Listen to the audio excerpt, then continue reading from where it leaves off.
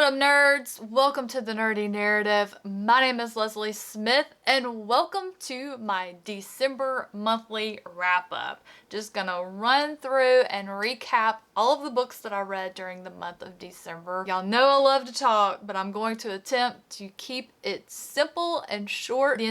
The purpose is just to let you know how I felt about a book, maybe help you make up your mind whether you need to move it up on that TBR, maybe back it down, maybe buy it to put on your shelf, or maybe rent it from your library. All of the books talked about here today will be listed in the description box below. I'll have my website down there. All of my full-length, non-spoiler written reviews will be there if you would like more information. Right there with the written review, you'll find the full book description or synopsis if you want to read more information on your own, but let's just jump right into it. I like to talk about the books and the order that I read them during the month, and so the first one on today's list is The Failed Technomancer by Boo Ludlow. This is the first book in the Robot Cannibal Apocalypse. This is a dark science fiction novel with a lot of horror elements. The reason why there has been an apocalypse is because of man-eating robots. Yes, these robots eat people. So if you're a reader who loves science fiction and you like when it gets dark, this is one for you. There is also an audiobook for this one that the author himself narrates and does an amazing job. So I would absolutely recommend this one in either format. Next, I read Reign of Demons by Kareem Solomon, which is the final book in the War of the Last Day trilogy. This is a dark, epic fantasy that I absolutely loved. The pacing, the action just meshed together so well. The characters that you meet continue to get developed over the course of the series, as well as the magic system. So you're constantly learning new things, seeing new things happen, as well as seeing this story play out of humanity trying to survive against this immortal army of demons that are set to destroy them. It was so good. I would highly recommend the entire series. Last time I checked, they were all included in Kindle Unlimited. Just go ahead and get all 3 books. I read the first 2 back to back, and if the third one had been available at that time, I would have immediately read this one, which would have made it the only series I would have read back to back and binged in 2023. Once I finished that one, I was still riding that fantasy high, so I went with a new to me author, The Return of the Knights by Gregory Contaxis. This is the first book in the Dance of Light series. This story, this writing style that the author has, was so reminiscent of the classic fantasy style of the early 90s that I fell in love with. The narrative style was a tell, don't show type, but the narrator for the audiobook, Guy Barnes, just brought it to life. Looking at it as a first-time read, new to the author, new to the series, I enjoyed it. But what nailed it for me was the prequel novella. It was published after The Return of the Knights, and in my opinion, the first time you read something, it should be in publication order. There's a reason it's written the way that it is. Now, on a reread, I'm going to go chronological all the way.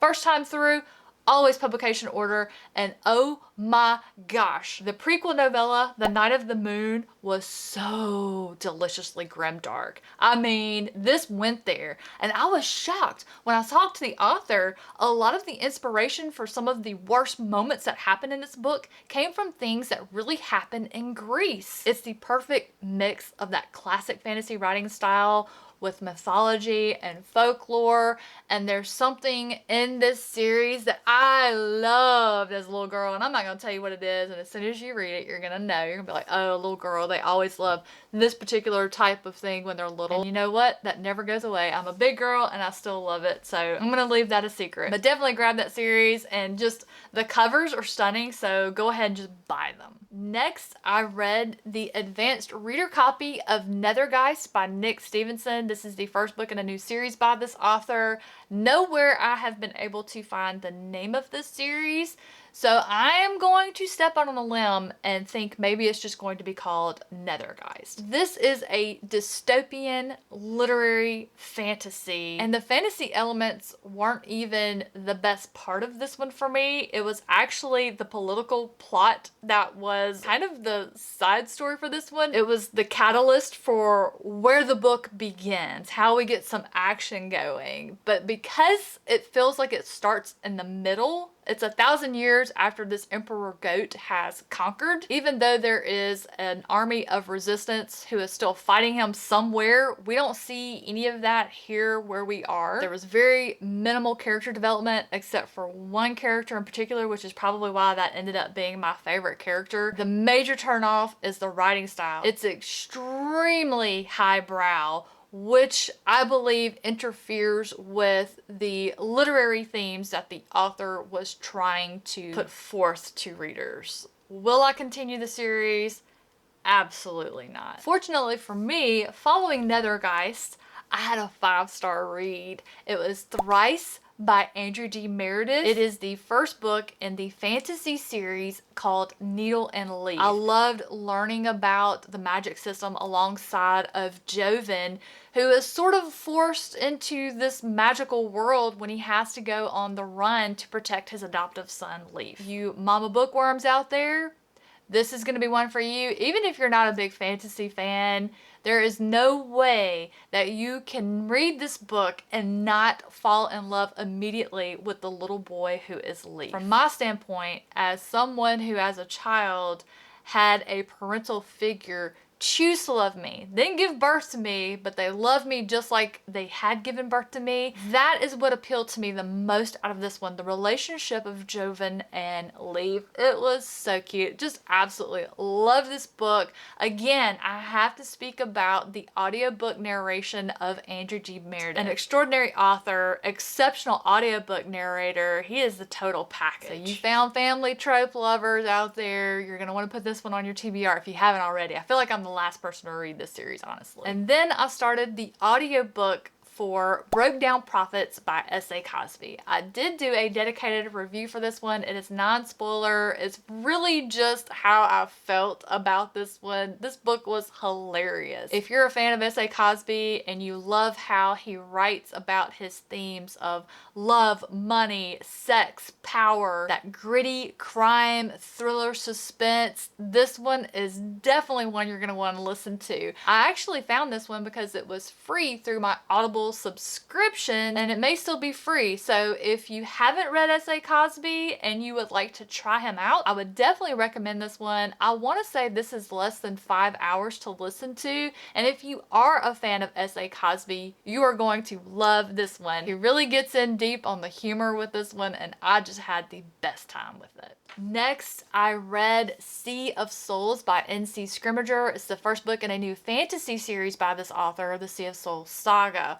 Now, if the author's name sounds familiar to you, you may have read her science fiction series, which is how I met this author. I ended up reading the first book in that series. It was entered into the SPSFC competition. I loved the way this author wrote and developed characters.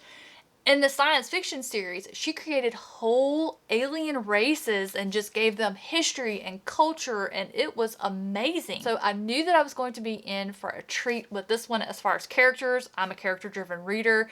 I was not disappointed at all. The second thing I loved about this series, she took the folklore and the legends surrounding the Selkie and really did something special and unique with it. There's really not a whole lot out there that you can read about the Selkie, which made it perfect for her to go in and just build off of, and it was so good. Absolutely loved it.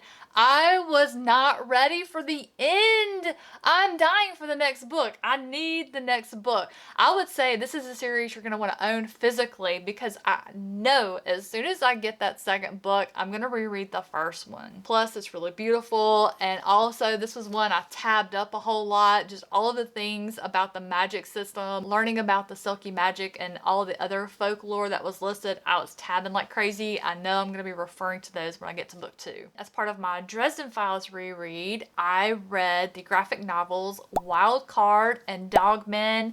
Of all of the graphic novels I have read so far, these two are by far and away my favorite. We really got some good stories in these 2 books. If you're a Kindle Unlimited subscriber, they're all part of that subscription. I would say read these using your Kindle app on your iPad so you can take advantage of the full color. The artist does an amazing job bringing these characters to life. That's my favorite part about the graphic novels, is just getting to see my beloved characters for the first time. And then we got to talk about a couple of anthologies that I finished. The first being The Advent of Winter, which was edited by fellow booktuber and friend Dominish Books, or Dom McDermott. This anthology contains 24 winter-themed fantasy stories from 24 different self-published authors. I would say these are more along the lines of dark, grimdark fantasy, which I just absolutely love. But there were a few that were sweet or endearing. Just love this collection. I cannot wait for the printed version to be available so that you all can get a copy for yourselves. These stories are amazing. I'm going to go ahead and tell you. I bought so many books. There were so many authors that I read before, and there were a lot that I hadn't read before but I've heard about. As I read their story and got that sample of their writing style, I was buying their books. So be prepared to buy some books and for your TBR to just go. My husband and I listened to the audiobook for Death of a Christmas Tree Salesman by Patricia Meredith, narrated by her husband, Andrew D. Meredith. And oh my gosh, he really went above and beyond. There were so many characters in his book. Each one got its own voice, accent, because Sam Shovel, a snowman who is only alive for the 12 days of Christmas every year, is solving a murder. He's at the North Pole. There's lots of activity going on because it's the 12 days of Christmas. So there's so many characters. Andrew D. Meredith just did an amazing job of making each one stand out and unique from one another. It was so much fun. We laughed so hard. There's so many puns that have to do with Christmas, Christmas songs, Christmas stories, Christmas characters. Franklin the Turkey was my favorite. Oh my gosh. I will absolutely be reading more by Patricia Meredith. I know she has some other really great mysteries that seem to be popular with other readers and reviewers that I follow on social media, so I'm excited. And then we will round out the month of December with another anthology, a collection of 15 stories that are included in the Best of Gamut anthology, edited by Richard Thomas. The Gamut magazine is being relaunched. The first edition of 2024 may even already be available. I'm going to have their website linked below so you can check out more information. They've already announced the next lineup of authors that's going to be in the issue, but this collection contains 15 stories of when the magazine was previously publishing in years past. There's a lot of big name authors included in this collection, and this one is for readers who are big into speculative fiction. A lot of these stories do not have a definitive ending. It's going to be left to the reader to mull over and think about the question that's posed about the human experience and just let their imagination have fun with it. For those of you deep thinkers out there, this one might be right up your alley. That is going to do it for the month of December. 8 books, 2 graphic novels, 2 anthologies, a novella, and my favorite read of the month, my favorite book of the month, absolutely goes to Thrice by Andrew G. Meredith, which, as a segue, my favorite audio narrators of the month is Andrew D. Meredith, along with Guy Barnes. Cannot forget the magic that he worked when he narrated The Return of the Night by Gregory Contax. If you had a favorite read of December that you would like to put down in the comments below, please do so. Thank you so much for watching. Hope you enjoyed it. Have a great rest of your day, and I'll catch you in the next one.